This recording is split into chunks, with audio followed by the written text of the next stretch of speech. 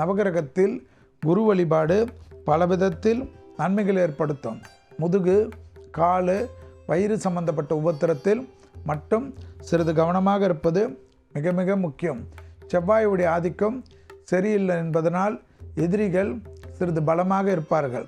எனவே எதிரிகளை under estimate செய்யக்கூடிய விருச்சிக ராசிக்காரர்கள் தேவையில்லாத குழப்பத்திற்கும் தேவையில்லாத சங்கடத்திற்கும் ஆட்படுவார்கள்.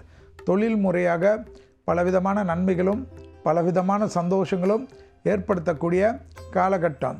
குடும்பத்தில் பெற்றோர் பெரியோருடன் தொலைதூரத்தில் இருந்தாலும் மனம் விட்டு பேசுவதோ வீடியோ காலில் வருவதோ நன்மைகளை ஏற்படுத்தும். இரத்தபந்த உறவுகளுடன் சிறிய வாக்குவாதம் பெரிய அளவு கஷ்டத்தையும் பெரிய அளவு சங்கடத்தையும் விருச்சிக ராசிக்காரர்களுக்கு ஏற்படுத்தும்.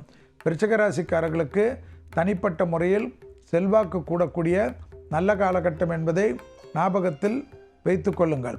கண்டிப்பாக தனிப்பட்ட முறையில் துணை அல்லது துணைவியாருக்கும் உங்களுக்கும் இருந்த மனத்தாங்கல் நீங்கள் சமாதானம் செய்து கொள்வதனால் நல்ல அந்யோன்யம் ஏற்படுவதும் குடும்பத்தாருடன் நல்ல சுபகாரியங்களும் சுபவிரயங்களும் அசையாமசைய பொருள் சேர்க்கையும் ஏற்படுவது ஆனந்தத்தை பெற்றுத்தரும். தொழிலில் மாற்றங்களை விரும்பக்கூடிய விருச்சிக ராசிக்காரர்களுக்கு அது கிடைக்கப்பெறுவது கண்கூடாக பார்க்கலாம். வியாபாரத்தில் புதுமை ஏற்படுத்தக்கூடிய விருச்சிக ராசிக்காரர்களுக்கு ஒன்றன் பின் ஒன்றாக வரக்கூடிய அமைப்பு ஏற்படும். வெள்ளிக்கிழமை மதியம் 1 மணிலிருந்து 2 மணிக்குள் உணவு தானத்துடன் எலுமிச்சைப்பழ ஊறுகாய் கொடுப்பது தேவையற்ற விரயங்களை தவிர்த்து கொள்ளும்.